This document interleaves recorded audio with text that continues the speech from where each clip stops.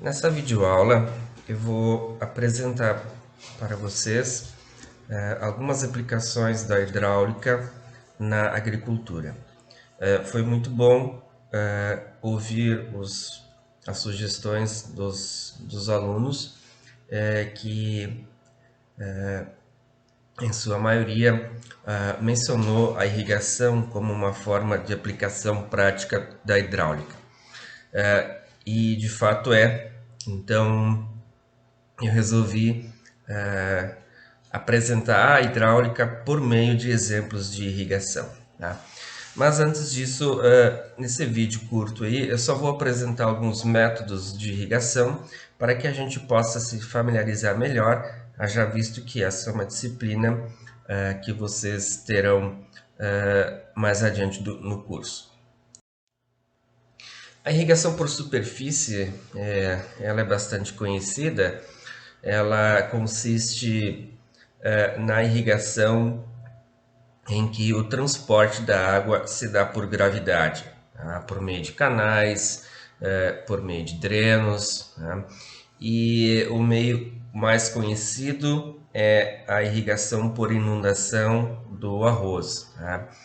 O arroz em nossa região é produzido basicamente por esse sistema de manejo da irrigação, em que a lâmina de água fica sob as plantas da lavoura. O que chama atenção nesse método aqui é que você precisa necessariamente de uma conformação do terreno, você precisa fazer nivelamento, sistematização ou fazer curvas de nível, taipas, drenos, canais. Então, o transporte da água consiste basicamente em por canais e que, por consequência, exigem declividade. Tá? A água só é possível você transportar água por meio de canais se o canal tiver declividade, ou seja, a água escoa de um ponto mais alto a um ponto mais baixo, tá? E em função dessa energia gravitacional, ela transforma isso em velocidade, consequentemente uma vazão para o transporte da água.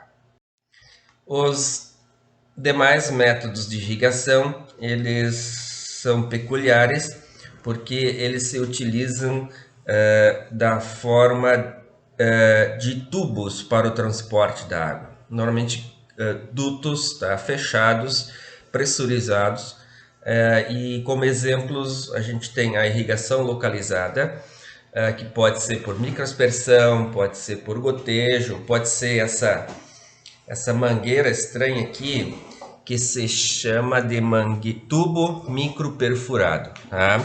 São então utilizados em áreas menores, em culturas específicas, talvez na área de fruticultura, na área de horticultura, por se tratar um método bastante eficiente na utilização da água, tá?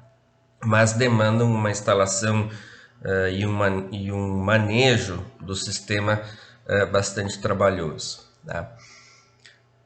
Em áreas um pouco maiores, já a irrigação então, é feita por meio da aspersão. Tá? A aspersão consiste em você trazer a água de um reservatório ou de um rio ou de um poço através de dutos, e esses dutos então eles são estrategicamente posicionados na lavoura, na área, e se utiliza de equipamentos especiais que pulverizam essa água, ou seja, quebram essa água em gotas e por meio de jatos, então simulam uma chuva. Então esse seria o método de irrigação por aspersão. Tá? A aspersão convencional, esse convencional a gente não deixa para depois. Tá? Esse método aqui também é uma irrigação por aspersão, é chamada de aspersão por carretel autopropelido ou carretel enrolador. Tá? Aqui a diferença é que você tem um equipamento mecanizado com uma adutora flexível que pode ser enrolada. Então, esse equipamento ele se move na lavoura carregando o aspersor, o que é o equipamento que faz a aspersão da água, e então ele irriga faixas. A característica dele é que ele irriga faixas, porque o aspersor ele joga uma certa distância para a direita, uma certa distância para a esquerda. Normalmente esses aspersores são de maior porte, são chamados de canhão, porque eles parecem um canhão de água mesmo, algo do tipo de caminhão de bombeiro aí, tá? Mas não deixa de ser uma irrigação por aspersão, utiliza tubulação, transporte de água por tubulação fechada e pressurizada. Um dos equipamentos mais conhecidos aí é o pivô central, e esse pivô então é destinado a áreas maiores. A vantagem é que esse sistema pode ser totalmente automatizado, tá? Então exige um investimento inicial maior, mas ele exige uma operação, um serviço, uma mão de obra de operação reduzida, uma vez que ele pode ser praticamente automatizado, programado e tudo mais. Ele também simula uma chuva, porque ele faz a aspersão da água sobre a superfície das plantas ou do solo. Você precisa então de tubulações para trazer a água, precisa de adutora, precisa de tubulação aérea, precisa de aspersores, né? E a característica assim, marcante do pivô é que ele irriga áreas circulares, por ter um ponto fixo e o restante da parte aérea gira em torno desse ponto fixo. Então ele irriga áreas circulares. Bom, o exemplo que eu escolhi para a gente iniciar mais propriamente dito, esse assunto de hidráulica aí, é a irrigação por aspersão, tá? Ela, a princípio, ela pode ser utilizada em qualquer tamanho de área,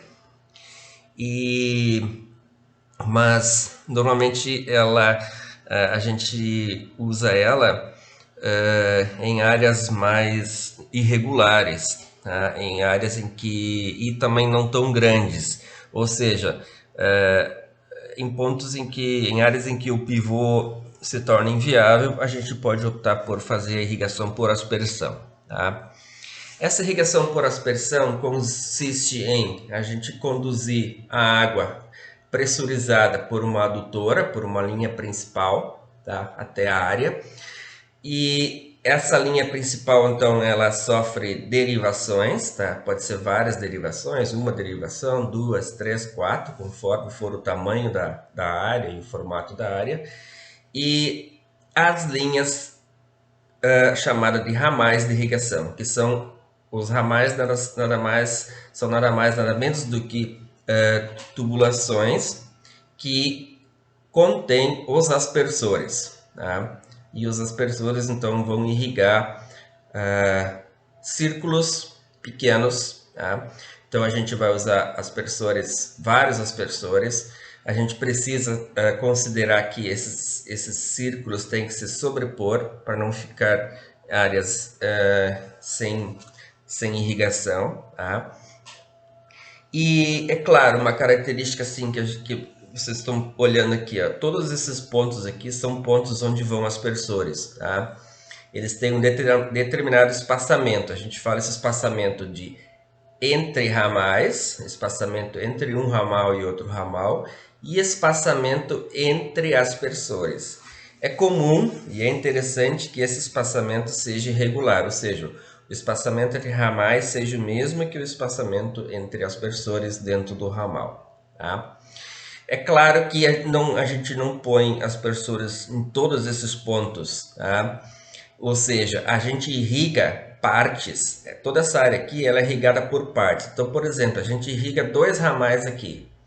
A gente irriga, liga o sistema, então ele vai aspergir água e quando a lâmina desejada for atingida, a gente troca os aspersores ou às vezes fica os aspersores, a gente só fecha essas ramais e abre dois outros ramais.